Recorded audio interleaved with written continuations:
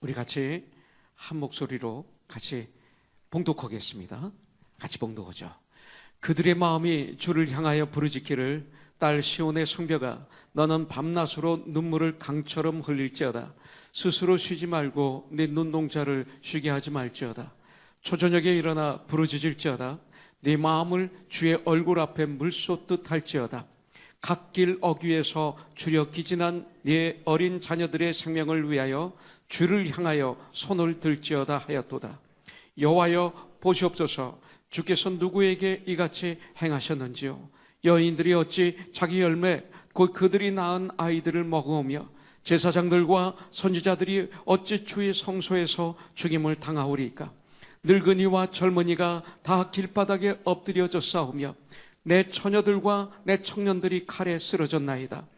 주께서 주의 진노의 날에 죽이시되 국률이 여기지 아니하시고 도력하셨나이다. 주께서 내 두려운 일들을 사방에서 부르시기를 절기 때 무리를 부름같이 하셨나이다. 여호와께서 진노하시는 날에는 피하거나 남은 자가 없나이다. 내가 낳아 기르는 아이들을 내 원수가 다 멸하였나이다. 아멘. 요한계시록이 큐티리가 끝나고 이제 에레미야 애가서를 우리가 묵상하고 있습니다. 오늘 말씀은 어제 큐티의 말씀입니다. 이제 에레미야 애가서가 끝나면 골로새서로 들어가게 될 것입니다. 그러면서 2014년을 골로새서로 마감을 하게 될 것입니다. 골로새서를 여러분들이 한 4번에서 한 10번 정도 전체를 읽으시고 큐티를 하시게 되면 아주 유익하시게 될 것입니다. 특별히 에레미야 애가서는 창세기부터 요한계시까지 우리가 이 말씀을 묵상할 때 사실 이 말씀은 깊이 묵상하지 않고 살짝 지나가는 경우가 혹 있는 것을 보게 됩니다. 그리고 큐티를 할 때도 많은 분들이 어렵습니다 이런 얘기를 하시는 분이 계시는데 사실 심플로 하면 어렵지 않습니다. 왜냐하면 하나님 말씀은 많이 배워서 깨닫는 것도 아니고 못 배웠다고 해서 못 깨닫는 것도 아닙니다. 어린아이라고 클 때까지 기다리는 것이 아니라 또 어른이라고 잘 아는 것이 아니라 어린아이든 어른이든 지식이 많든 많지 않든 못 배웠든 많이 배웠든 관계없이 하나님 말씀은 영적으로 알아듣게 되어 있습니다. 그래서 정말 우리가 마음을 비우고 낮아지고 겸손하고 내 마음을 비우고 이 말씀을 이렇게 묵상하면 주님이 이 말씀을 주님의 마음을 보여주십니다. 그래서 묵상할 때 우리 마음을 좀 잘 다듬어야 돼요. 그래서 이 말씀을 읽을 때 나는 하나님이시다 그러면 하나님이시군요 이렇게 받아들이는 게 큐티예요. 왜 하나님일까? 그러면 믿는 자가 아니죠. 나는 네 아버지다 그러면 네 아버지예요 이렇게 믿는 것처럼. 근데 우리는 나는 너의 하나님 아버지다 그러는데 왜 그럴까 하면 그건 안 믿는 거예요. 우리는 예수 믿는 사람으로서 큐티를 하기 때문에 그렇게 말합니다. 나는 마음이 온유하다. 그러시군요. 저도 온유해야 되겠군요. 주님 안에 가면 온유해지는군요. 이렇게 하면 되는 거예요. 그런 형식으로 봐야 돼요. 회개하라 그러면 왜 하라고 그러실까? 꼭 가야 될까? 그게 아니라 해야 되는구나 받아들이면 되는 거죠. 이런 형식으로 말씀을 받아들이면요 거기에서 주님이 지혜를 주시고 명철함을 주시고 이 세상을 분별하는 능력을 주시고 옳고 그름을 알게 해주시고 사업을 하더라도 올바른 방법을 깨닫게 해주시고 가정생활에서도 아주 전쟁에서 부부 생활에 문제가 없는 부부가 어디 있어요? 다 문제가 있지만 그 문제 속에서 이길 수 있는 능력을 주시고 놀랐습니다. 근데 왜 교회 나가고 그렇게 열심히 하는데 그게 안 됩니까? 올바로 믿는 것도 아니고 그렇다고 안 믿는 것도 아니기 때문에 그래요. 그것을 요한계시록 3장에서는 미지근한 신앙이라고 얘기하죠. 바로 그런 사람들을 주님은 차든지 뜨겁든지 둘 중에 하나를 택하지 않으면 내가 너를 토에 내치리라 이렇게 말씀하고 있죠. 그런데 이 시대에 많은 분들이 교회 나오는데 미지근해요. 안 믿는 것도 아니고 믿는 것도 아니고 그렇기 때문에 그런 능력이 그런 축복이 없는 거예요. 오늘 이 시간 이 말씀을 통해서 우리에게 놀라운 하나님의 능력이 나에게 임하는 축복이 있기를 주님의 이름으로 간절히 간구합니다. 할렐루야. 그래서 이 예레미야 애가서 애가라고 했습니다. 그것은 슬픔의 노래라는 뜻입니다. 애가 슬픔의 노래라는 뜻입니다. 원래는 이 에레미야 애가서는 에레미야서의 부록같이 되어 있던 말씀이었습니다. 그런데 나중에 바로 에레미야 에가서 1장 1절에 보면 출발이 슬프다로 출발합니다. 그래서 에레미야 그 슬프다, 에레미야의 슬픔, 에레미야의 애가, 이렇게 해서 에레미야 애가서가 된 것입니다. 그래서 에레미야 애가서는 예루살렘 성의 멸망을 보면서 슬퍼하는 노래다, 이렇게 볼 수가 있습니다. 예루살렘은 교회에 나오는 많은 무리들을 이렇게 상징할 수 있습니다. 이 시대 수많은 사람들이 교회 나가는데 바로 그 교회들을 보면서 슬퍼하는 에레미야의 그 아픔, 이렇게 볼 수가 있습니다. 에레미야의 슬픔은, 그 애가서는 이 시대에도 똑같이 필요합니다. 이 시대에 특별히 묵상해야 될 그런 말씀입니다. 에레미야의 슬픔이 나의 슬픔이 되어야 됩니다. 오늘의 시간 나의 슬픔이 되어야 됩니다. 그러면 우리가 무엇을 슬퍼해야 될까, 이것입니다. 무엇을 슬퍼해야 될까? 아니, 빌보서 4장 4절에 보면 주 안에서 기뻐하라고 그랬는데 왜 슬퍼해야 되는가? 거룩한 슬픔이 있어야 됩니다. 나의 죄를 볼 수 있는 축복의 자가 되어야 되죠. 내가 구원받았습니다. 영생을 얻었습니다. 죄에서 용서함을 얻었습니다. 해방되었습니다. 그리고 이 땅을 사는 동안 하나님이 나에게 향하신 목적을 깨달아 그 목적을 이루는 삶을 우리는 살게 될 것입니다. 그래서 죽음을 통과하게 되면 영원한 하나님의 집에서 우리는 요한계시록 22장에 나온 말씀대로 거하는 삶을 살게 될 것입니다. 그러나 이 땅을 사는 동안 용서받은 죄인이고 의롭다 칭함을 받았지, 이 땅을 사는 동안에는 연약한 존재입니다. 주 안에 거할 때만 우리는 강합니다. 그래서 때때로 쓰러지기도 하고 죄를 지키기도 합니다. 그럼 누가 의롭고 누가 거룩한 사람일까요? 그때마다 그 죄를 졌을 때 그 죄를 통한 여기고 아주 가슴을 치며 애통하며 가슴을 찢는 회개하는 이 슬픔을 얘기하는 것입니다. 이런 삶을 사는 분을 의롭다, 거룩하다, 이렇게 말씀하는 거죠. 죄에서 돌아서서 주님 앞에 오는 삶을 사는 것.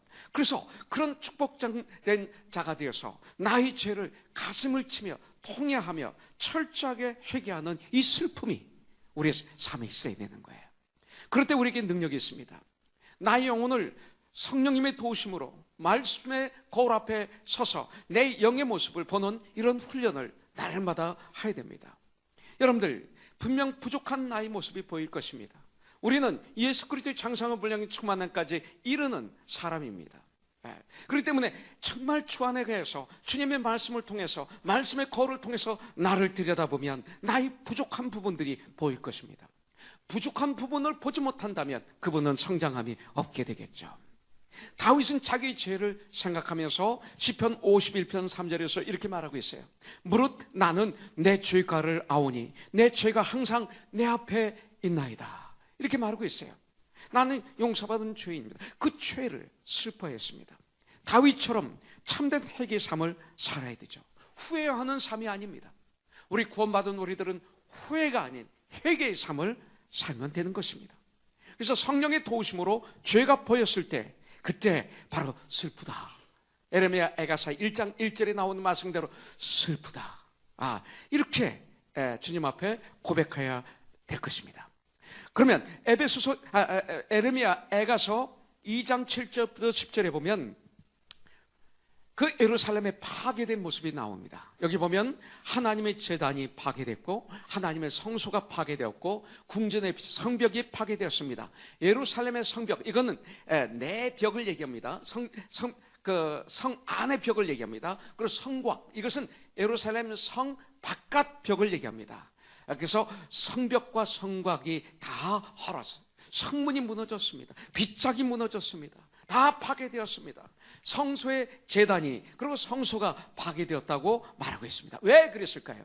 그것은 바로 그들이 회개하지 않는 악한 죄로 말미암아 이렇게 하나님의 진노로 인해서 우리 주님은 그 예루살렘 성전과 그 예루살렘에 있는 왕의 궁궐과 그 예루살렘 성을 원소의 손에 넘겨 파괴하게 하신 것을 오늘 말씀하고 있는 것입니다.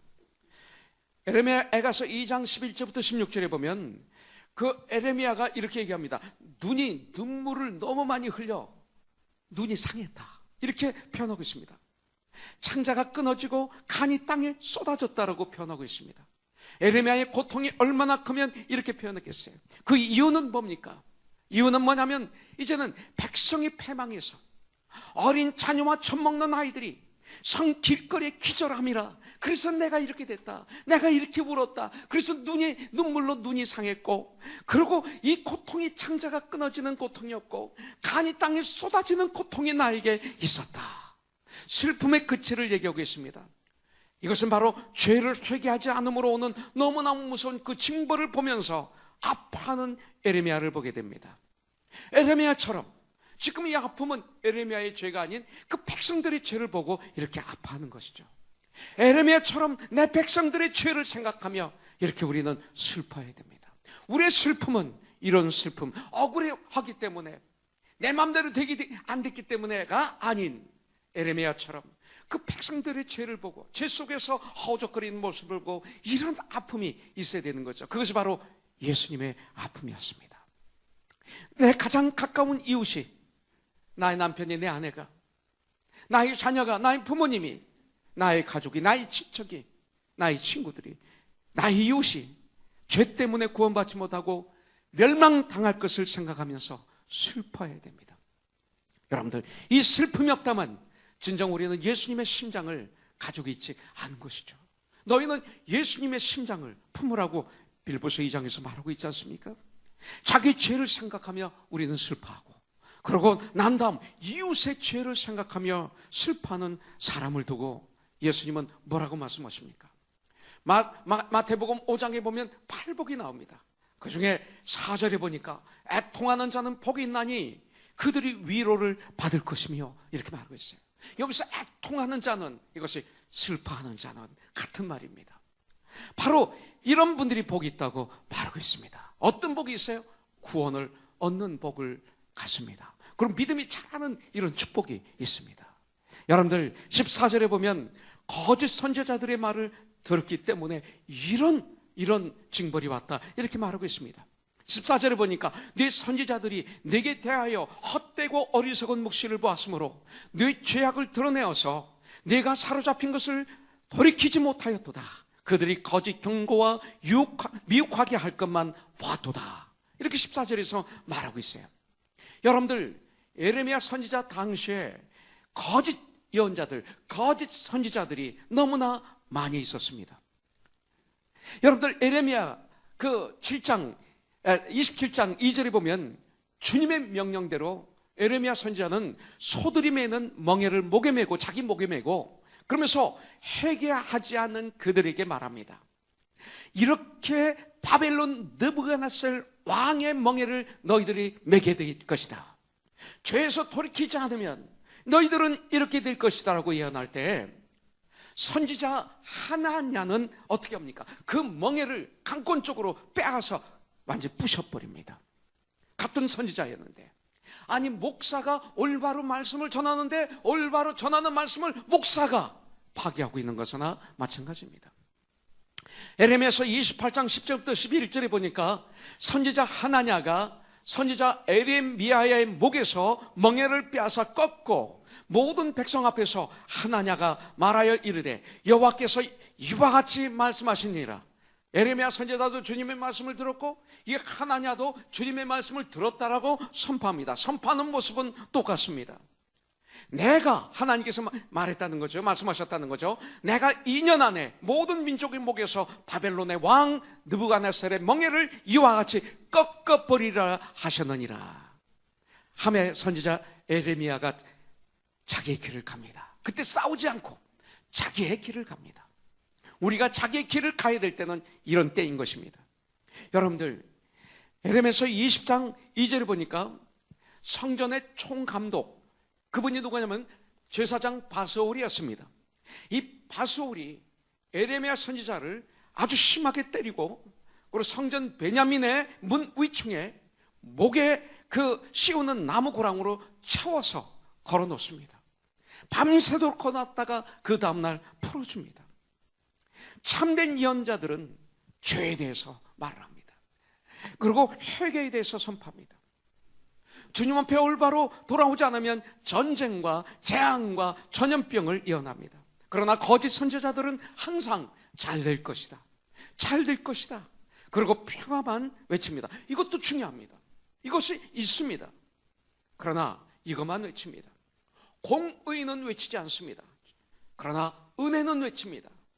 그래서 이 시대 많은 교회들이 교훈과 책망과 바르게 함과 의로 교육하기 유익한 진정한 하나님의 말씀을 받을 수 있는 마음그릇이 이제는 사라지고 말았습니다. 아니, 수많은 목사들이 진정한 교훈과 책망과 바르게 함과 의로 교육하기 위한 말씀을 전하는지 저는 잘 모르겠습니다. 전한다고요? 그때는 화가 나서 화풀이 하는 경우가 있습니다. 정말 사랑하기 때문에 그 영혼을 사랑해서 그 영혼을 구원하기 위해서 간절한 마음으로 교훈하고 책망하고 바로잡아주고, 이것이 많이 사라진 시대가 이 시대인 것 같습니다. 여러분들, 에레미야는 이에 대해서 에레미야서 8장 11절에서 말합니다.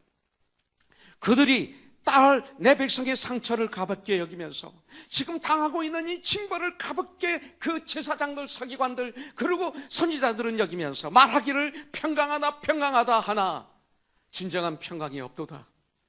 에레미야가 말합니다. 28장 9절에 보니까 평화를 예언하는 선지자는 그 예언자의 말이 응한 후에야 그가 진실로 여호와께서 보내신 선지자로 인정을 받게 되어야 하리라 그랬어요. 여러분들, 거짓 선지자들을 따르면 안 됩니다. 거짓 선지자들을 따르면 안 됩니다. 저도 그런 사람이 되면 안 되지만 저와 여러분들이 거짓 목사를 이 시대에 따르면 망합니다. 여러분들, 하나님의 말씀으로 교훈과 책망과 바르게 함과 의로 교육해야 됩니다. 하나님의 말씀을 중심에 모시고 성도를 온전케 하며 섬기게 하고 진정한 그리스도의 몸, 교회를 세우는 전쟁을 우리가 해야 됩니다. 여러분들, 에베소서 4장 14절부터 16절을 저는 너무나 좋아합니다.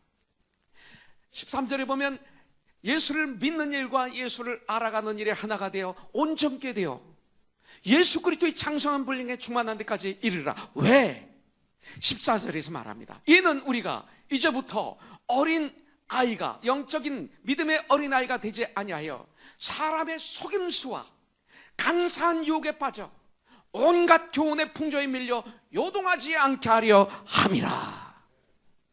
오직 사랑 안에서 참된 것을 하여 범사에 그에게까지, 예수 그리스도에게까지 자랄지라. 그는 머리니 곧 예수 그리스도시라. 그에게서 온 몸이 각 마디를 통하여 도움을 받음으로 연결되고 결합되어 각 지체의 분량대로 역사하여 그 몸을 자라게 하며 사랑 안에서 스스로, 사랑은 예수 그리스도시죠, 예수 안에서 스스로 세우느니라. 이렇게 성경은 말씀하고 있습니다. 사람들은 자신도 모르고 잘못된 말씀을 따르는 경우가 너무나 많습니다. 오래전에 있었던, 지난 주에도 말씀드렸지만, 펄스 컬레 목사예요. 이분이 내가 본 천국이라는 책을 쓰셨어요. 이 책이 한국말로 번역돼서 나왔을 때 한국에서는 베스트셀러였어요. 엄청나게 많이 팔렸어요. 근데 이분은 미국에 있는 미국 교회는 가지 않고 전 세계 교회를 가지 않고 유일하게 한국 교회만 다니셨어요. 그러면서 미국에 있는 큰 한인교회를 다 가셨어요. 그 당시 미국에서 한인교회를 대표하는 교회들에서 이분을 모시고 다 집회를 했어요. 그때마다 발 디딜 틈이 없이 가득 찼어요. 이분이 집회를 인도하면 구름대처럼 사람들이 몰려들었던 기억을 저는 하게 됩니다. 이분이 선포하는 내용이 뭐였습니까? 자기 환상 속에 천국에 가는데 예수님의 육신의 어머니 그 마리아의 등에 타고 지옥 천국을 다 왔다 갔다 했다는 것입니다. 그러면서 명령을 받습니다. 네가 지금 본 것을 지상에 내려가서 전하라. 네가 지금 본 것은 성경이 없다. 그러니까 꼭 전해야 된다. 이렇게 얘기하는데도 거기 미혹이 되어서 말도 안 되는 말을 가지고 성경 외에 말하면 저주를 받으리라. 요한계시록에 그렇게 마지막에 말씀하고 있는데도 이런 데에 우리가 빠져가지고 허우적거렸던 것을 우리가 봅니다. 통일교회, 또 다미성교회, 또 여러 가지 그냥 이런 것들만 있으면 거기에 빠지는 이유가 뭘까요? 여러분들, 하나님 말씀이 내 안에 없기 때문에 그래요. 내가 너무나 모르기 때문에 그래요. 모르기 때문에 빠져요. 그리고 욕심이 많으면 빠져요. 교만하면 빠져요. 시기 질투가 많으면 빠져요. 여러분들, 주님을 정말로 모르면 빠지게 돼 있어요. 교회 안에도 잘못된 말씀들이 많이 있습니다. 여러분들, 예레미야에 가서 2장 14절에 보니까 내 선지자들이 네게 대하여 헛되고 어리석은 묵시를 보았으므로 네 죄악을 드러내어서 네가 사로잡힌 것을 돌이키지 못하였도다. 그들이 거짓 경고와 미혹하게 할 것만 보았도다. 너희들이 그런 것들만 왜 보느냐? 죄를 드러내는 말씀을 선포하지 않은 결과 사로잡혀 가게 되었다는 말씀입니다. 여러분들, 정말로 주님 앞에 회복하지 않으면 우리가 그 바벨론의 포로로 잡혀가지는 않지만 이 시대의 환경이 사로잡히고 노예로, 물질의 노예가 되고 가정의 노예가 되고 삶의 노예가 되고 자기 자신의 노예가 되어서 지옥에서 헤매는 거죠. 그렇다고 이것만 다는 아닙니다. 성령의 9가지 열매 보면 마지막은 절제입니다. self control. 이것을 은역하면 밸런스가 됩니다. 밸런스가 맞아야 됩니다. 알맞게 밥을 먹어야 됩니다. 알맞게 운동을 해야 됩니다. 너무 운동을 많이 하면 그 병에 걸리죠. 밥을 너무나 많이 먹어도 병에 걸립니다. 너무 안 먹어도 병에 걸립니다. 알맞은 것이 건강의 비결입니다. 그래서 성령의 9가지 열매를 마지막을 절제라고 말하고 있는 것입니다. 그래서 공의와 은혜가 밸런스를 잘 맞춰야 됩니다. 그러면서 우리는 걸어가야 됩니다. 그렇기 때문에 우리가 가장 중심에 놔야 될 것은 십자가의 사랑이죠. 십자가의 사랑, 예수님을 내 마음, 내 삶의 중심에 모셔야 됩니다. 그래서 이 십자가를 전하지 않으면, 예수님의 사랑을 전하지 않으면, 보혈의 피, 예수님의 희생, 예수님의 부활, 예수님의 성천, 예수님의 다시 오심을 전하지 않는다면, 또 그러므로 말미암아 회개가 빠진 설교는 잘못된 것이라는 것이죠. 여러분들, 날마다 주님을 찬양해야 되지만 나는 헛되고 어리석은 말을 따르고 있지는 않은지요.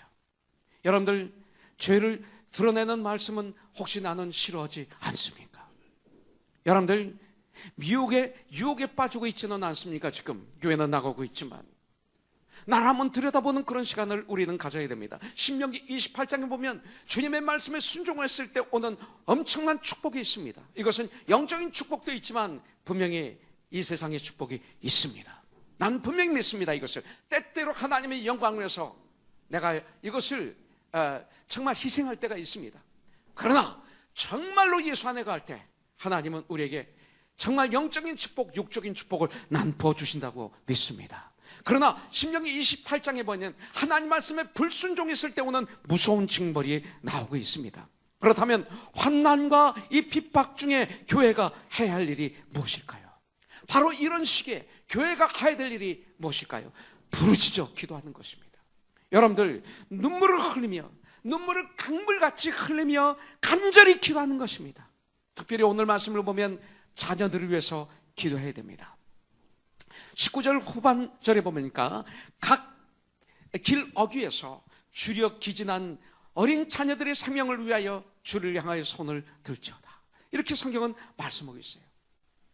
육신적인 차원에서 손을 든다고 하는 것은 많은 의미가 있습니다.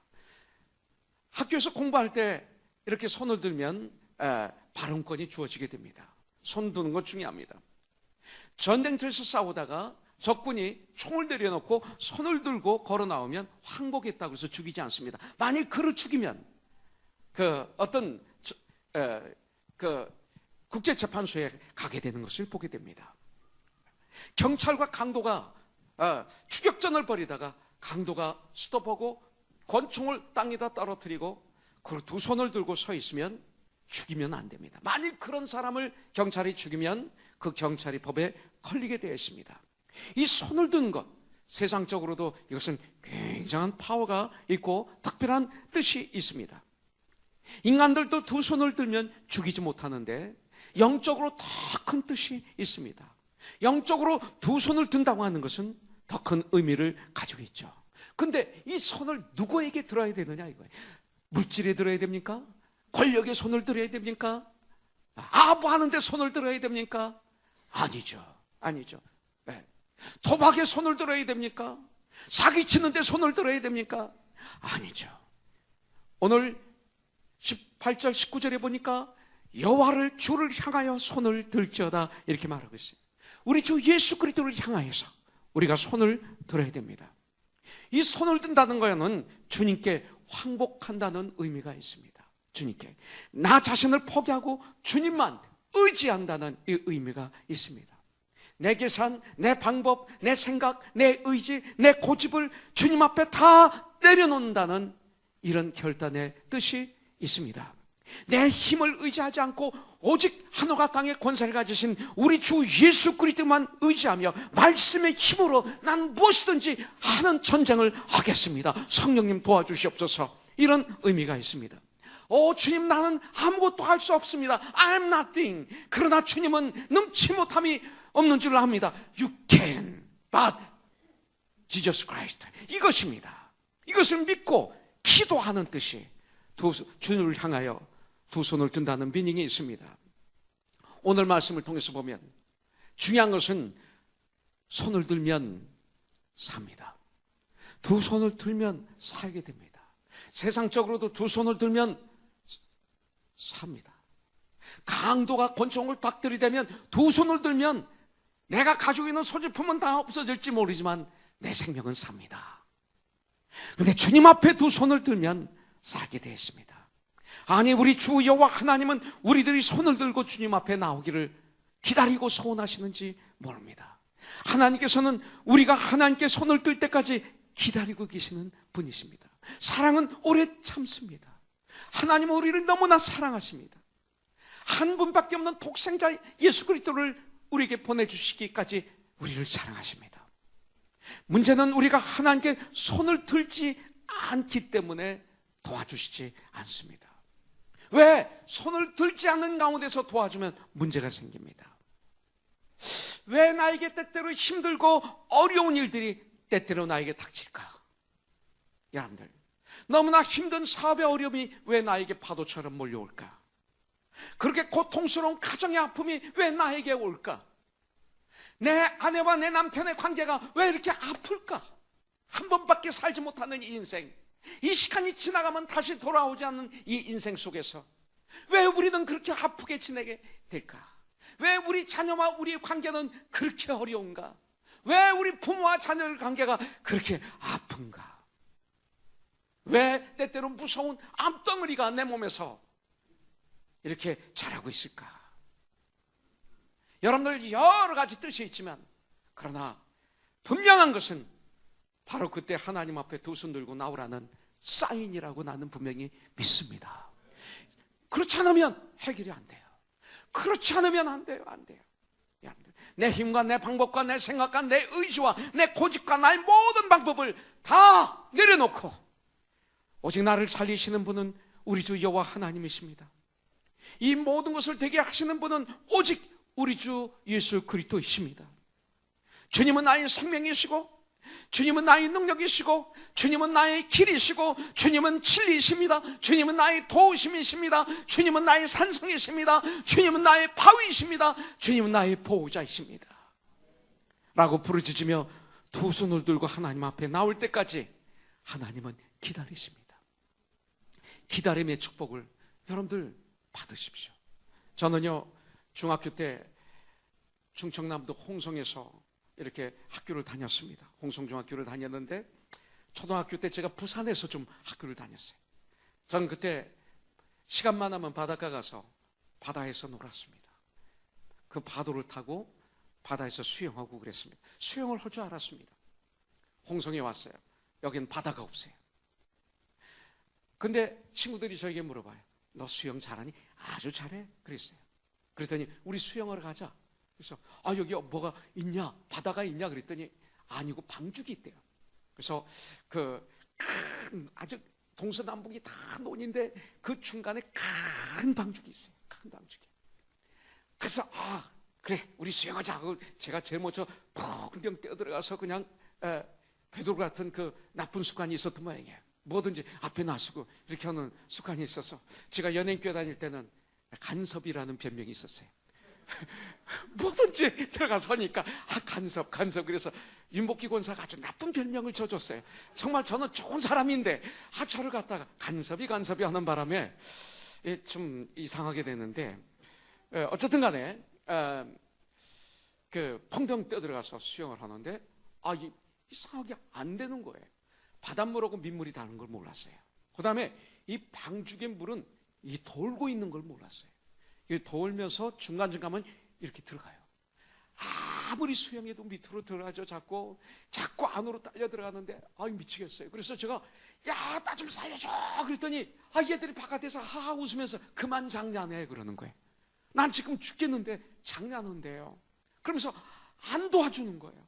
점점 힘이 빠져가지고 중간까지 제가 딸려갔어요. 딸려가면서 꼬르륵 들어갔다 나왔다 그러니까 그때서야 이 친구들 한 6명이 와 들어왔어요. 그때 이미 저는 힘이 다 빠지고 기절 직전에 있었기 때문에 제 허리를 딱 채가지고 얘들이 저를 끌고 나와서 토하고 뭐 며칠 동안 고생을 많이 했어요. 전 그때 알았어요. 만약 그때 야, 나 좀 살려줘 할 때 얘들이 들어와서 나를 살리려고 나를 잡았으면 꼭 잡았을 거예요. 그래서 같이 죽었을 거예요. 수영 잘하는 친구들이 살려고 뛰어들어갔다가 죽은 사람들이 그 당시 많았어요. 시골에 비가 오면 시내가가 완전히 범람이 되어서 그걸 건너기 때문에 많은 사람들이 그 당시 시내가에서 죽었습니다. 물에 빠져서. 그랬던 것을 제가 기억해요. 지금 와서 생각하니까 웃기지 마, 장난하지 마 그러면서 안 구해준 것이 저에겐 축복이었어요. 만약 그때 뛰어들어왔으면 전 이 자리에 없죠. 완전히 죽어서 완전히 기운이 쏙 빠져서 기절하기 직전에 되니까 닥쳐서 저를 끌고 나왔던 거죠. 여러분들, 주님은 그때까지 기다리세요. 그 친구들은 모르고 기다렸지만, 오해하고 기다렸지만 우리 주님은 그때까지 기다리시는 것이죠. 여러분들, 바로 그때가 내 힘으로는 아무것도 할 수 없구나, 난 죽었구나 할 때 주님을 향해서 두 손을 들고 나오는 것입니다. 그러면 주님은 우리를 도와주실 줄 분명히 믿습니다. 신학교 들어오기 전까지 제가 오늘이 홍성표 전사 결혼 기념이 아니라 홍성표 전사의 생일이에요. 생일. 네. 생일인데 33살이에요. 분이. 오늘 아침에 예배드리기 전에 제가 33세요. 옆에 지체에게 말하는 걸 들었어요. 33살. 저는 33살 때 미국에 신학 공부하러 들어왔습니다. 서대문 구치소에 있을 때 그 인간의 제일 밑바닥에 떨어져서 나의 모든 재산 nothing, 모든 인기 명예 nothing. 그리고 120일 동안 재판을 하는 동안에 돈도 다 잃어버리고 변호사 몇 명을 쓰는 바람에 그러면서 내 인생의 가장 밑바닥에 떨어졌을 때 가장 캄캄할 때 태양보다도 빛나는 가장 환하신 예수님을 난 그때 만나게 되었어요. 그리고 엄청난 회개와 동시에 회복하고 주님의 평강이 제 안에 가득 차게 될 때 저는 그때 나는 앞으로 어디를 향해서 가는가에 대해서 고민하기 시작했어요. 그 전에 어디서 왔고 난 지금 어디 있는가 가지고 고민하다가 주님을 만나게 됐어요. 그렇다면 이제 나는 어떤 삶을 살아야 될까 고민하는 가운데 전 그 자리에서 무릎을 꿇고 기도했어요. 주님, 혹시 저를 쓰기를 원하시면 저를 다 드릴게요. 제가 지금 27살인데 지금까지 제가 살았던 것, 내가 해본 것, 이것으로 이너프입니다. 이제는 저를 주님께 드리겠습니다. 쓰시기 원하면 써주십시오. 그리고 전 출감을 했는데 그게 아쉬운 거예요. 다시 연예계로 들어가고 싶어요. 다시 복구하고 싶어요. 억울해요. 다시 회복하고 싶어요. 인기도 회복하고 싶고 돈도 다시 벌고 싶고 그리고 원수도 갖고 싶고 이런 거로 가득 차서 하나님 나 지금은 안 해요 하는 가운데 또 한 번 연예인교회 나가는 가운데 정부에서는 너의 대마초 연예인들 방송활동, TV 활동 그리고 모든 활동을 금한다. 심지어는 교회에서 찬양도 못한다. 모든 걸 금지당했어요. 창살 없는 감옥이었어요. 그때 연예인교회에서 저는 믿음 생활을 했는데 가장 힘들 때 하영조 목사님 그 아파트에서 그 하영조 목사님 아내 되는 사모님과 그리고 그 당시 곽규석 장로님, 프라이버의 장로님이 중인을 쓰고 제가 목사가 되는 그 서원을 그때 드렸어요. 그러도 도망다니기 시작했어요. 그렇게 제가 그 주님 앞에 바로 서기 힘들었어요. 근데 그러니까요, 제 안에 앞으로 넘어져도 코가 깨지고 뒤로 넘어져도 코가 깨지고 하는 것마다 문제가 생겨요. 그래서 연예인께서 문제 생겼다 그러면 이종용 집사야? 그랬어요. 문제만 생기면 또 이종용이야? 그랬어요. 정말로. 예. 그래서 하여튼 우리 이종용 집사는 불쌍해. 하여튼 뭐만 안 되면 그렇게 너무 안 돼. 그런 문제가 있어. 아파. 그런 저였었습니다. 안 되는 거예요. 심지어는 한 번은 제가 제 막내 동생이 연세대학교에서 대학원에서 경제학을 공부할 때인데 제가 제 차를 가지고 운전하면서 그때가 70 몇 년도인가 운전해서 제 차를 제 막내 동생을 라이드 해줬어요. 그 문 앞을 정문 앞을 들어갔는데 많은 사람들이 와글와글 지나가고 들어가고 나오고 그래요. 그래서 2단을 놓고 천천히 갔어요. 그랬더니 갑자기 덜컹 소리가 나요. 뭐가?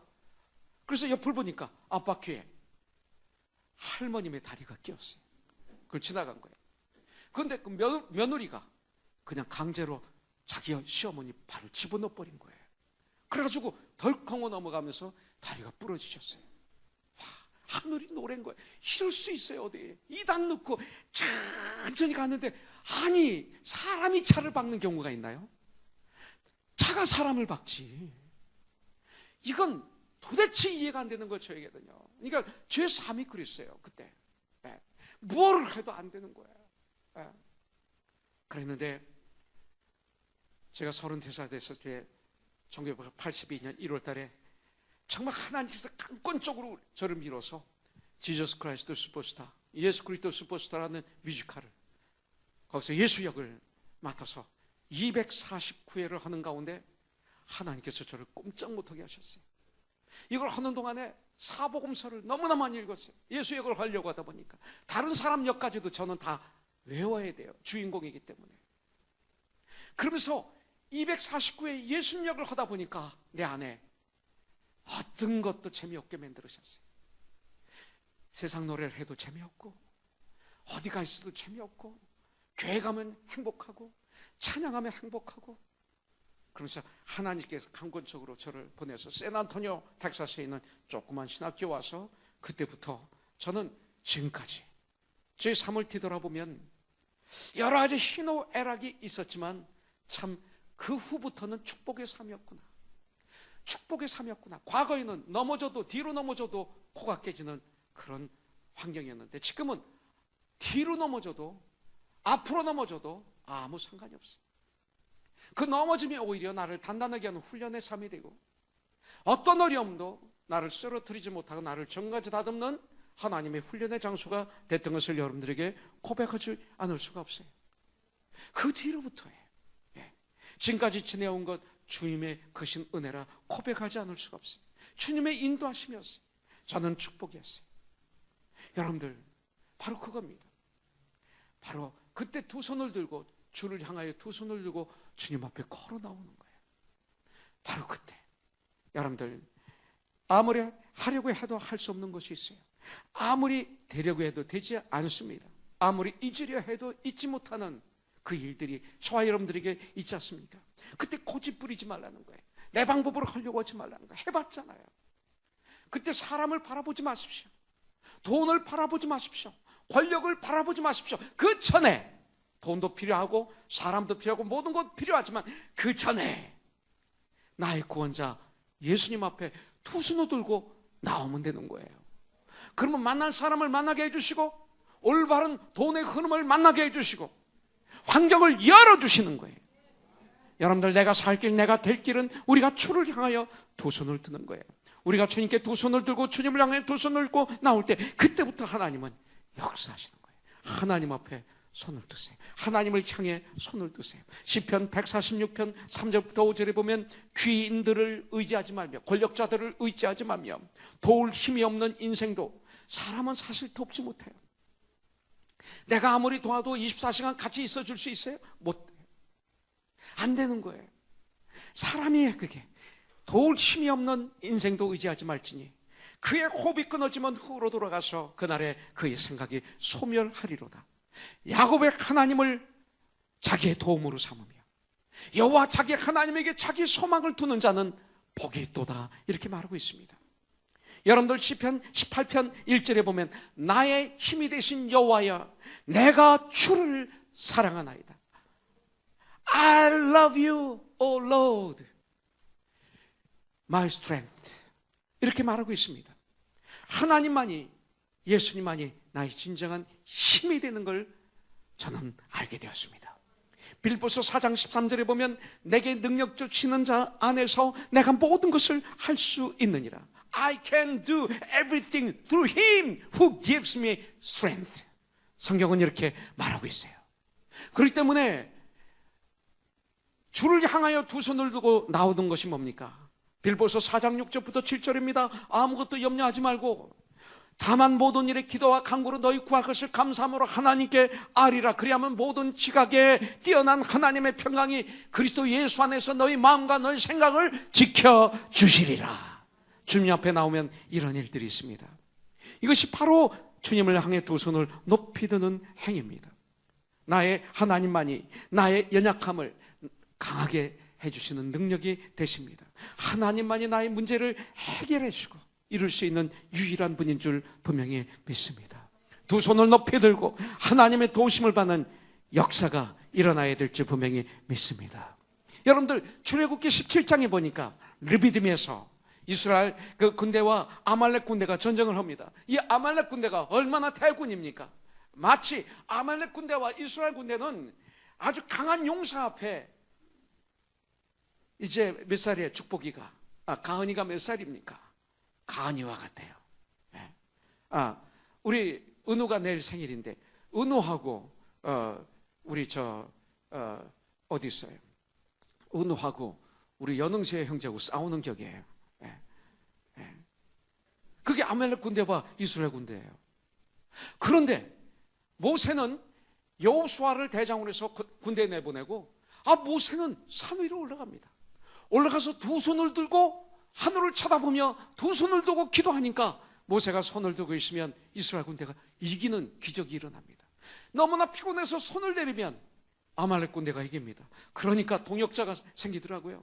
아론과 홀입니다. 그 둘이 양손을 들어주니까 하루 종일 이스라엘 군대가 아말렉 군대를 이깁니다. 여러분들 교회는 우리 믿음의 사람들은 여러분들 아론과 홀과 같은 이런 동역자가 돼야 돼요. 네. 우리 권양한 집사가 그런 동역자가 돼야죠. 그죠? 그래서 오늘 양쪽으로 우리가 하면서 아말렉 군대를 이길 수가 있는 거예요. 손을 드니까 손을 드도록 붙잡아주는 저와 여러분들이 되기를 주님의 이름으로 축복합니다. 쓰러뜨리는 자가 아니라 이간질시키는 자가 아니라 분리시키는 자가 아니라 어려울 때 그 손에 내려갈 때 손을 붙잡아주는 자, 그게 앤드류가 되죠. 아멘. 네. 그것이 바로 우리 양 알렉스 선교사가 돼야 돼요. 그런 헤럴드가 돼야 돼요. 그죠? 크리스찬 헤럴드가 목사님들의 손을 붙잡아줘서 승리하는 목회를 하도록 돕는 신분 맞습니까? 네, 그런 신분이 돼야 돼요. 참 좋습니다. 여러분들 예레미야서 3장 38절부터 41절에 보니까 화와 복이 지존자의 입으로부터 나오지 아니하느냐. 살아있는 사람은 자기 죄들 때문에 벌을 받나니 어찌 원망하랴. 우리가 스스로 우리의 행위들을 조사하고 여호와께로 돌아가자. 우리의 마음과 우리의 손을 아울러 하늘에 계시는 하나님께 들자. 예레미야 선지자는 이렇게 간절하게 호소하고 있습니다. 성경에 나오는 믿음의 사람들, 승리한 사람들을 보면 이들은 모두 다 여호와를 향해서 두 손을 들었던 사람들이었습니다. 다윗을 보십시오. 시편 88편 9절에 보니까 곤란으로 말미암아 내 눈이 쇠하였나이다. 여호와여 내가 매일 주를 부르며 곤란이 맺을 때 매일 주를 부르며 주를 향하여 나의 두 손을 들었나이다. 그래서 다윗이 된 거예요. 이런 사람이 돼야 돼요. 에스라서를 보십시오. 에스라 선지자를 보십시오. 9장 5절에 보니까 저녁 대사를 드릴 때 내가 근심 중에 일어나서 속옷과 겉옷을 찢은 채 무릎을 꿇고 나의 하나님 여호와를 향하여 손을 들고 기도했다. 이렇게 말하고 있습니다.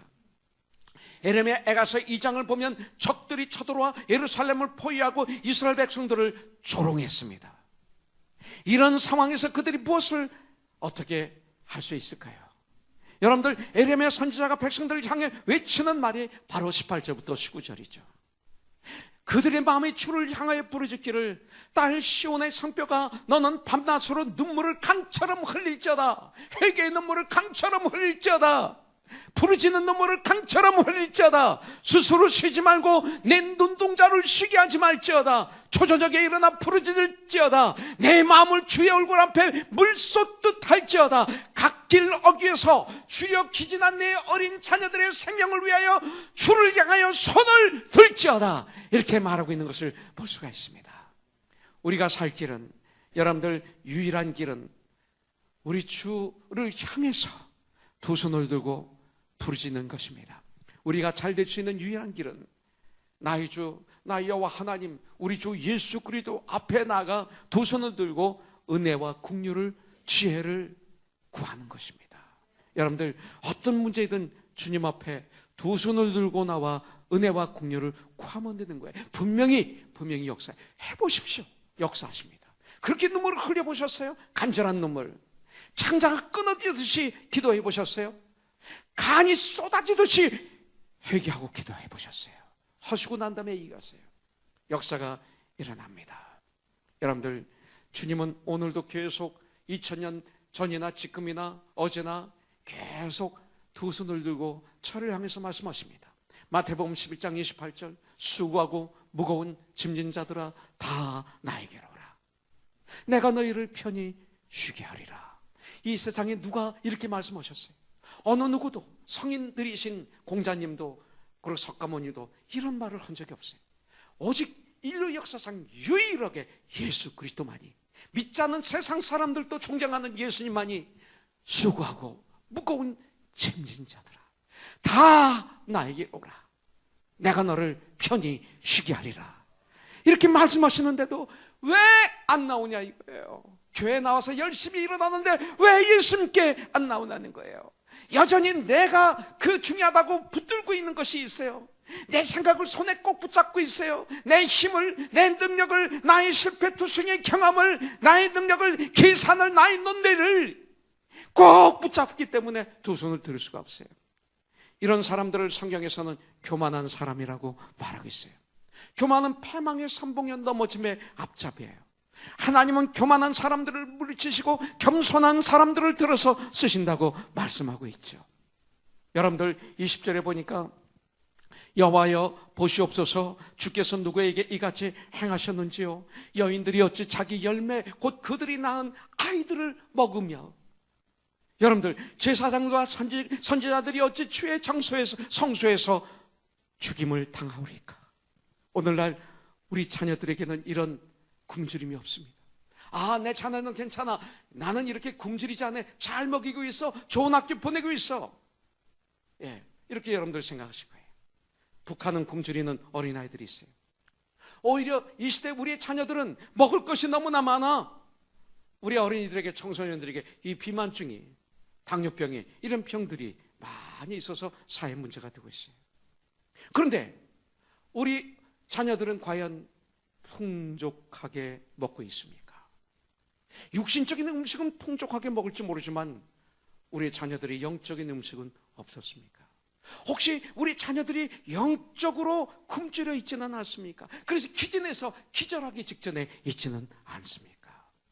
아니, 자녀들을 너무 먹을 것이 없어 부모가 죽은 자녀를 지금 먹고 있지는 않습니까? 이건 제가 하는 얘기가 아니라 성경에 그렇게 나와 있어요. 이 시대 어떻습니까? 사실 많은 자녀들을 영적으로 죽여놓고 그러고 난 다음에 먹고 있지는 않습니까? 내가 원하는 아이들이 되게 하기 위해서, 나의 자존심을 살리기 위해서, 나의 명예를 살리기 위해서, 내가 자랑하고 싶어서 모든 것을 동원하여 나를 위해서 양육하고, 나를 위해서 학교를 보내고, 나를 위해서 모든 걸 우리 자녀들 위해서 하고 있다면 내가 자녀를 기진하게 한 것이 아닐까요? 내가 그 죽은 자녀를 먹고 있는 것은 아닐까요? 여러분들, 우리는 손들고 기도해야 됩니다. 자녀들이 영적인 만족이 없으니까 세상에서 방황하고 있는 것입니다. 청소년 문제가 점점 더 심각해지고 있는 것은 청소년들이 영적으로 더 심각하게, 심하게 굶주리고 있기 때문입니다. 여러분들, 북한 어린이들의 육신적인 굶주림과 우리의 자녀들의, 아니 이 시대, 우리 자녀들 빼겠습니다. 이 시대 청소년들의 영적인 굶주림, 어느 것이 더 심각할까요? 난 영적으로 더 심각하다고 믿습니다. 창세기 21장에 보면 아브라함의 그 여종이었던 하갈이 그 아들 이스마엘을 데리고, 그러고 그 아브라함의 집에서 쫓겨났습니다. 광야에서 헤맬 때 물이 떨어졌어요. 먹을 게 없어요. 죽기 직전에 됐어요. 하갈은 자기를 위해서가 아니라 자기 아들 이스마엘을 위해서, 아이를 위해서 울었습니다. 하늘을 향해서 손을 들고 울었습니다. 그런데 하나님은 그녀의 소리를 외면치 않으시고 들으시고 하갈의 눈에 샘물을 보여주셨어요. 그래서 그 물을 먹고 그들은 살아납니다. 우리가 우리 자녀들의 영적인 기가를 위해서, 여러분들 눈이 흘린 눈물로 인해서 상할 정도로 눈물을 강물처럼 흘리며 울며 간절히 부르짖는다면 분명히 우리의 자녀들을 주님은 축복해 주실 줄 분명히 믿습니다. 하나님을 믿고 100% 우리 주님을 신뢰하고 하나님을 말씀을 낮과 밤으로 묵상하며 읽고 듣고 그 가운데 기록한 것을 지키는 사람을 우리 주님은 축복하십니다. 우리 그런 삶을 우리는 이제 살아야 됩니다. 요한계시록 1장 3절에 보면 이 예언의 말씀을 읽는 자와, 그리고 듣는 자와 그 가운데 기록한 것을 지키는 자들은 복이 있나니 때가 가까우니라 그랬어요. 근데 우리가 여기서 깨달아야 될 것이 있어요. 그냥 듣는 거 아니에요. 그냥 읽는 거 아니에요. 여러분들 죽을 정도로 간절하게 하나님의 말씀을 집중해서 들어야 되는 거예요. 다른 거 하지 말고. 그래서 이 시대 스마트폰, 아이패드 때문에 예배를 깨트린 경우가 많아요. 바로 이거를 통해서 성경도 읽다가 또 쓰다가 가끔 또 이메일도 들어갔다가 웹 서치도 했다 그러니까 사실은 설교 듣고 난 다음에 들을 땐 딱 접어놔야 돼요. 그러고 들어야 돼요. 그렇지 않으면 우리가 이게 도둑 맞는단 말이에요. 들을 때 그런 마음으로 듣는 자만. 저는 지금도 오늘 아침 이 말씀을 준비하다가 새벽에 우리 장모님이 생각났어요. 장모님이 소천 온 지 이제 1년 돼가고, 며칠 있으면 1년이 되는데 장모님이 앉았던 자리가 허연실 자매가 앉은 그 자리예요. 항상 그 자리에 앉아요. 제일 앞에 앉아요. 80이 넘으신 분이 제일 앞에 앉아요. 뒤에 안 앉아요. 그리고 말씀을 듣을 때 이러고 들어요. 이렇게 들어요. 그럼 거기를 끄덕끄덕하면서 들으세요. 나의 장모님이지만 얼마나 그때 힘이 나는지 몰라. 이렇게 허리를 띄고 들어요. 그리고 단기 선교 간다 그러면 제일 먼저 헌금해요. 커넥션 제일 먼저 헌금해요. 어떤 데 15,000불, 20,000불, 5,000불 이렇게 해요. 한편에 맡길끔. 마지막 그분이 돌아가실 때 얼굴이 나 오늘 주님 품에 안길 거야 말씀하셨어요. 오늘 주님이 나를 데려가실 거야. 그러더니 두 손을 들었어요. 하고 주무셨어요. 호흡이 끊어졌어요. 그 모습을 잊지 못하겠어요. 자세입니다. 이렇게 말씀을 들어야 돼요. 이렇게. 그럼 역사가 이렇게 말씀을 읽어야 돼요. 그리고 그 기록된 말씀을 이렇게 지키는 자가 복이 있지. 그렇지 않고 듣고 읽고 지키려고 조금 하다가 끝나는 것, 죽도록 지키는 자. 신명기 28장에 있는 말씀입니다. 여러분들 고난 중에 있을 때 원망이나 불평이나 도망가지 마시고 여러분들 주님을 향하여 두 손을 들고 부르짖으며 기도하십시오. 특별히 자녀들을 위해서, 자녀들의 영적인 굶주림을 위해서 부르짖어 기도하는 저와 여러분들이 되기를 주님의 이름으로 축복합니다. 20절에 보니까 여러분들 이 제사장과 서기관들이 주의 성소에서 죽임을 당한 것을 슬퍼하고 있습니다. 그 얘기 뭡니까? 이런 고난이 있을 때 심지어는 교회도 피난처가 되지 못한다는 것이, 하나님이 떠나면 교회라는 이름, 촛대가 옮기면 교회도 피난처가 되지 못해요. 오늘 말씀 가운데서 우리에게 꼭 기억할 그 말씀은 22절의 말씀이에요. 여호와께서 진노하시는 날에는 피하거나 남은 자가 없나이다. 하나님 앞에 피할 자가 없어요. 제가 요새 병원에 갑니다. 그럼 꼭 물어봅니다. 20일 안에 타국에 나간 적이 있습니까? 에볼라 때문에 그럽니다. 에볼라가 이렇게 성행하는 걸 보면서 저는 신명기 28장이 생각납니다. 불순종했을 때 임하는 무서운 질병들이 거기 나옵니다. 얼마 전에 북아프리카 곽기종 선교사님 커넥션에 오셨다 가신 분입니다. 이분으로부터 전화가 왔어요. 내는 북아프리카에서 선교사 대회를 좀 교회에서 좀 헌금으로 후원해주고, 그리고 목사님이 주강사가 되고, 그리고 그곳의 원주민 목사들을 모아놓고 훈련 좀 시켜주고 해줬으면 좋겠습니다. 그래서 이거 주님 일이니까 그래 갈게요 했어요. 그랬더니 제안하게 옆에서 저라 아빠 무슨 소리야 지금 암 치료하는 시간에 어딜 가? 레디에이션도 받아야 되고 여러 가지 할 거 많은데 어딜 간다고 기도하고 하는 거야 그러는 거예요. 저라 아빠 기도하고 한 거야? 안 했지. 그냥 예스 했지. 들어보니까 이거 이번엔 가면 안 되겠어요. 그래서 투병중인데 지금 어디가? 이거 낫고 가야 돼. 이러는 거예요. 그래서 아내가 필요한 것 같아요. 아내는 돕는 자로서 서로 간에. 그래서 그래서 제가 사실은 암에 걸렸거든요.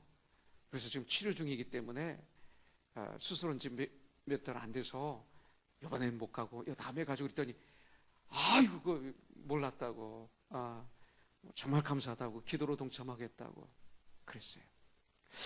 그러더니 조금 있다가 말리에서 안창호 선교사한테 또 이메일이 왔어요. 왜 그런 메일이 자꾸 왔는지. 그 말리 북아프리카 브로컨 선교사님 대회를 코너 선교회가 제일 처음에 시작하도록 하나님께서 역사하셨어요. 그래서 지금까지 이 선교사 대회가 너무나 좋았는데 올해 선교사 대회는 목사님이 꼭 오셔야 되겠습니다. 그래서 이번에는 이제 기도를 하고, 그리고 올해는 제가 내년엔 갈 수 없다고 전화를 걸고, 그리고 이메일을 보내드렸어요. 그러면서 물질로 같이 동참하겠다고 그랬습니다. 저는 이 말씀 드리는 이유가 뭐냐면, 놀라운 사실은 저기 지금 에볼라로 고통당하고 있는 그곳에 우리 성의사님들이 죽으면 죽으리다 사역하고 계신다는 거예요.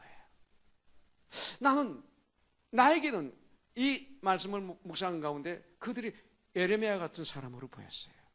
에레미야 같은 사람으로 있다는 것입니다. 우리도 할 수 있습니다. 여러분들, 전 세계에서 지금 구제역이 모든 지역을 휩쓸고 있습니다. 수많은 죽어있는 돼지떼들을 가끔 뉴스에서 보게 됩니다. 소떼들을 봅니다. 산더미같이 쌓여진 소떼들을 보게 됩니다. 양떼들을 봅니다. 닭떼들을 봅니다. 어떤 데 거위떼들을 보게 됩니다. 과거에 없었던 무서운 질병이죠. 인간의 힘으로 해결할 수 없는 폭풍과 지진과 화산 폭발과 토네이도 등, 이걸 통해서 우리는 살아계신 하나님을 볼 수 있어야 됩니다. 최강의 나라 미국이 폭풍만 몰아치면 집들이 날아가고 사람들이 죽어가고 있습니다. 그것이 미국입니다. 강화가 같지만 너무나 연약합니다. 과학의 극치인 인공위성이 날씨만 조금 나빠도 발사하지 못합니다. 그것이 인간의 최고의 능력입니다. 이것이 인간의 한계입니다. 여러분들, 이것을 통해서 우리는 우리를 창조하신 창조주 하나님을 볼 수 있어야 됩니다. 여러분들, 이스라엘 백성들이 이와 같은 심판이 있다는 것을 미리 알았다면 여러분들 하나님의 말씀에 순종했을 것입니다. 예레미야 선지자가 선포하는 예언에 귀를 기울였을 것입니다. 형식적인 제사가 아닌 진정으로 회개하며 감사의 예배를 드렸을 것입니다. 20절에 보면 여호와여 보시옵소서 주께서 누구에게 이같이 행하셨는지요 합니다. 여러분들, 주님께서는 심판이 있다는 것을 생각하지 못하고 형식적인 제사를 드리고 거짓 예언자의 말에 귀를 기울이지 않던 사람들에게 여러분들 이같이 행했습니다. 여러분들, 다시 한번 말씀드립니다. 이 심판이 이미 지금도 진행되고 있는지 모르겠습니다. 오늘 이 시간 우리 손으로 꼭 붙들고 있는 것 혹시 없습니까? 이것을 다 내려놔야 됩니다. 그래야 두 손을 들을 수 있습니다. 이것을 내려놓고 하나님 앞에 한번 두 손을 들고 나오십시오. 이걸 놓으십시오. 한번 놓으십시오. 여러분들이 그 가족이 있을 때 그것 때문에 지금 고통스럽지 않습니까? 그것 때문에 어둠, 그것 때문에 지옥이 아닙니까? 그거 한번 놓으십시오. 그리고 주를 향하여 손을 들 때 놀라운 역사가 일어날 줄 믿습니다. 에레미야서 2장 19절 말씀대로 두 손을 들고 주를 향하여 내 눈이 눈물에 상할 정도로 눈물을 흘리며 내가 정말로 눈물을 강물차리 흘며 회개하며 또 이웃을 위해서 그렇게 나를 위해 죄를 물든 나의 가정을 위해서 내 친척, 내 친구, 이웃을, 이 세상을 위해서 예레미야처럼 우리 예수님처럼 나의 조국을 위해서, 이 미국, 내가 살고 있는 미국을 위해서, 불쌍한 북한 동포들을 위해서, 우리 가정을 위해서, 내 자녀를 위해서, 내 남편을 위해서, 내 아내를 위해서, 우리 부모를 위해서 여러분들 붙잡은 걸 놓고 하나님을 바라보며 회개하며 기도하는 시간이 되기를 원합니다. 이 시대 타락한 교회들을 가슴에 품고 눈물을 강물처럼 흘면서 내 눈에 눈물로 상할 정도로 눈물을 흘면서 간절하게 두 손을 들고 주님 앞에 나왔으면 좋겠습니다. 조국을, 미국을, 이북을 가슴에 품고 눈물을 강물처럼 흘렸으면 좋겠습니다. 아니, 그런 회개를 했으면 좋겠습니다. 그 회개가 뭡니까? 회개는 무엇일까요? 잘못된 것을 바로잡는 게 회개입니다. 죄 가운데 있다가 주의 성령님이 깨닫게 해주심으로 말미암아 그 자리에서 걸어나와 다시 주님 앞에 돌아오는 것이 회개입니다. 그것을 잘못된 것을 바로잡는 것이라고 말하고 있죠. 여러분들, 노아는 술로 망신을 당한 때가 있었습니다. 아브라함은 부인을 동생이라고 거짓말을 한 적도 있었습니다. 모세는 혈기를 참지 못해서 사람을 죽이는 살인하는 이런 것도 있었습니다. 다윗은 부하의 아내와 간음한 이런 죄를 범한 적도 있었습니다. 그런데 하나님께서는 이들을 귀한 종으로 사용하셨어요. 이들이 하나님의 귀한 종들이 될 수 있었던 것은 참된 회개를 했기 때문에, 가슴을 치는 통회하는, 애통해하는 회개를 했기 때문에, 아니 그들의 삶을 툰업했기 때문에, 참된 회개를 했기 때문에 그렇습니다. 우리도 그렇게 쓰임받을 수 있어요. 이렇게 우리가 주를 향하여 두 손을 들고 눈이 눈물로 상할 정도로 기도할 때, 눈물이 강물처럼 흘면서 기도할 때, 우리들의 주 하나님은 우리들의 눈물을 씻어 주실 것입니다. 아픔을, 고통을 씻어 주실 것입니다. 우리의 아픔을 들으시고 역사하실 것입니다. 시편 50편 15절에 말합니다. 환난 날에 나를 부르라. 내가 너를 건지리니 네가 나를 영화롭게 하리라. And call upon me in the day of trouble. I will deliver you and you will honor me. 환난 날에 나를 부르라. 환난 날에 나를 부르라. 주를 향하여 두 손을 들고 나오라. 내가 너를 거기서 건져주리라. 내가 너를 거기서 건져주리라. I will deliver you. 내가 너를 영화롭게 하리라. 두 손 들고 같이 할까요? 찬양합니다. 다시 오실 왕 여호와께 오직 주만이 나를 다스리네. 다시 한번 할까요? 두 손 들고, 두 손 들어보세요. 둘째 있는 분 들어보세요. 정말로 들어보세요. 마음의 두 손을. 오직 주만이 나를 다스리네. 나 주님만을 섬기리. 할렐루야. 나 주님만을 섬기리. 헛된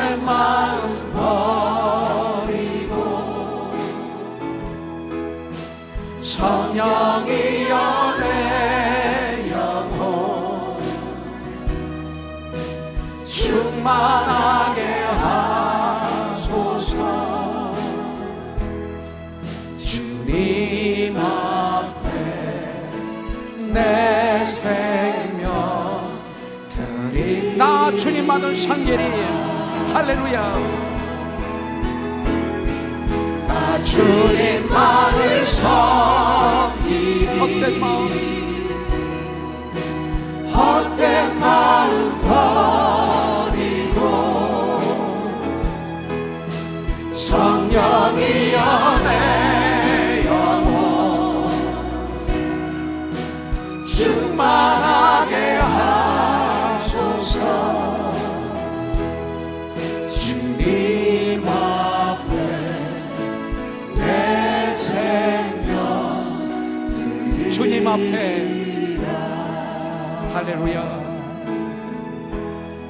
주님 앞에 내 생명 드리리라.